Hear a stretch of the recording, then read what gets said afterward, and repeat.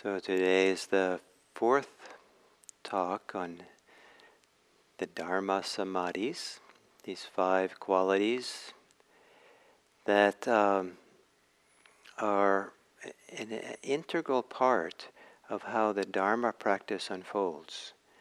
When we kind of get into the flow of it, when the settledness, the letting go, the really being present in a deep, connected, intimate way, seems to kind of give life to something which is not necessarily something we do, but is certainly something we create the conditions for and that we allow to bubble up.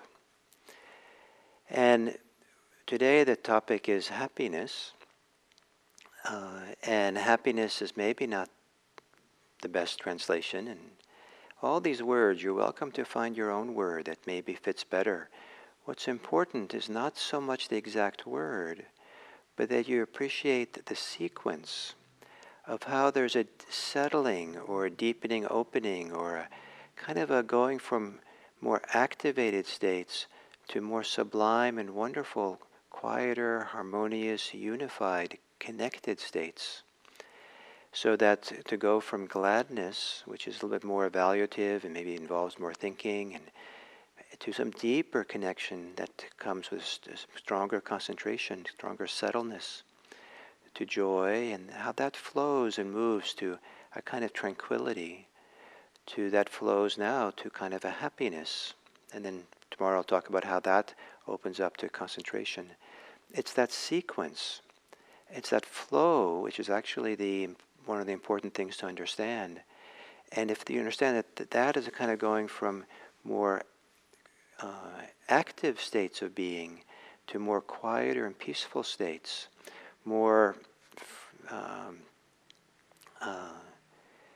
coarser states to more sublime states. There's a flow, and the Buddha uses the example of the flow of a river, water down a mountainside.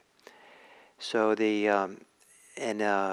where the one example he gives is where the water gets so the rain falls on the mountainside. The raindrops come together to create little, rivulets or streams, teeny little, and those kind of go into little creeks, to streams, to rivers, and as long as it's high up in creeks with boulders and stuff, it's very noisy.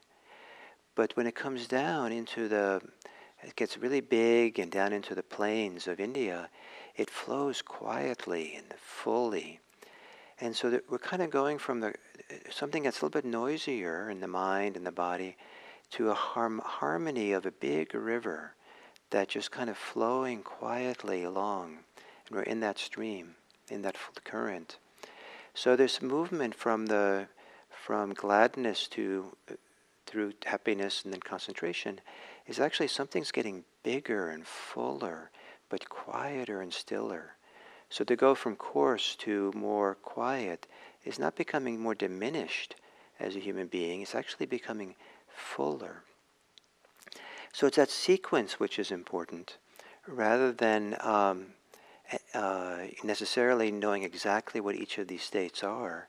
So that gives you some room to choose your own English word that you associate with it. You put you in the ballpark, the words that I offer, and then how is it for you personally? And I suspect for each person, there's a little different way these things are felt and experienced, and maybe you would choose different words, and at different times, maybe it's experienced a little bit more differently.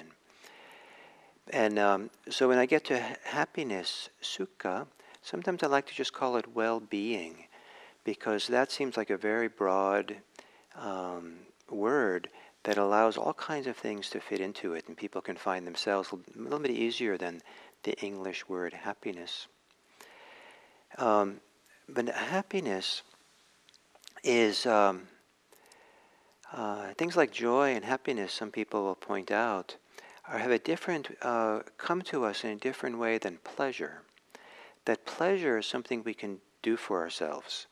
And you can go out and drink alcohol for the pleasure of it. You can go out and get a massage maybe, or stand in the sun, or all kinds of things that you can do to get pleasure. And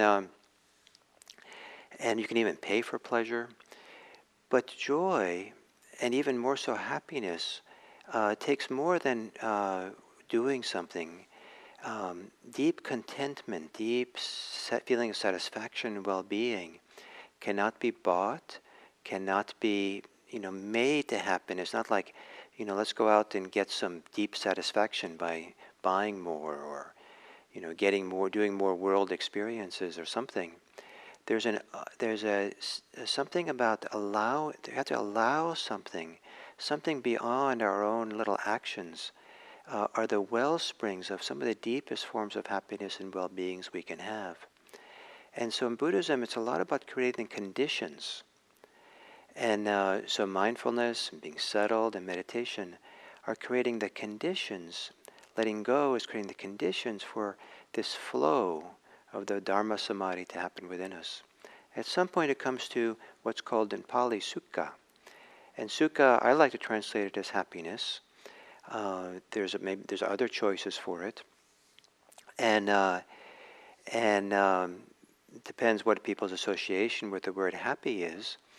But it's something very sublime, and it's very embodied. It's said that the joy that happens earlier in this flow is more mental, or kind of a thrill, a kind of a mental thrill that might kind of thrill the whole body, but it's more like more like a thrill or excitement, a little bit, of really being connected and involved and in the flow of it all. But whereas happiness, that excitement has been tranquilized, become calmer, and now there's something much more sublime. And people often report about it that it feels very embodied, this happiness. And because it has such a strong embodied feeling, Bhikkhu Bodhi, the translator, in this context will translate sukha as pleasure. But pleasure to me has whole different connotations than what's going on here, where there's this deep wellspring of sublime sense of deliciousness and calm, and the kind of feeling of sitting on a maybe cold day and coming in a warm room and having hot chocolate or something, and just really feeling content and happy and settled. And to say that's pleasant or has pleasure seems to miss a lot of what is happening there. And now this happiness that comes with it's not the goal exactly, but it's considered a little bit the means. But if you think of it too much as the means and make it kind of a little bit more, a technique to get somewhere, then you lose the connection to the deeper parts of it. We have to let go so fully of even wanting or thinking about using it to get somewhere else. However, it is really a means to move further and go deeper. And the purpose of this happiness is a deep sense of unification, of concentration. But that's not the purpose either. The purpose is to become free. The purpose is to see deeply, see things as they are, in such a way that we can let go of the clingings, the holdings, the cravings, the fears that we're stuck with. And so happiness is a stepping stone. And so, but we have to allow ourselves to feel it. And I had the, silly circumstance of trying to avoid happiness and joy in practice, because I thought it was not really the point. I thought it was kind of silly to be happy or joyful, and I wanted to go to places where it was really deep and serious somehow. But that was silly, because you have to go, happiness, well-being is kind of a door to going deeper. And of course, it's not easy to feel this well-being or happiness, and sometimes it can be months and years before it really opens up, and we have to really appreciate the power of mindfulness in all circumstances of our life, and not be ahead of ourselves to looking for the happiness. But at the same time, we want to know that happiness is part of the path, and so we want to kind of be able to get out of the way. We want to be able to allow it and recognize it and get out of the way, so that flow can come, so we can avail ourselves of well-being.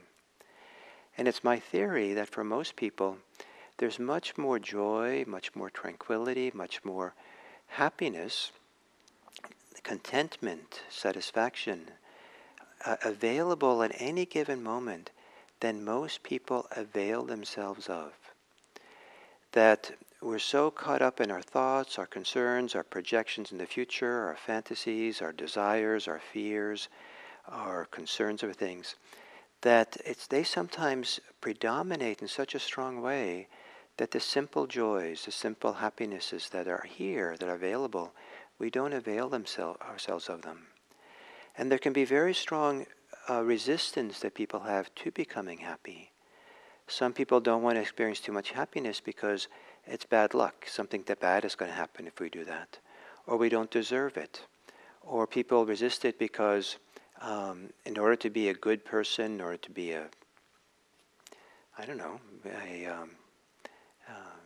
to do the right thing for family, the world, we have to worry more. We have to be alarmed and concerned and show that everything has to be taken care of. I have to do things.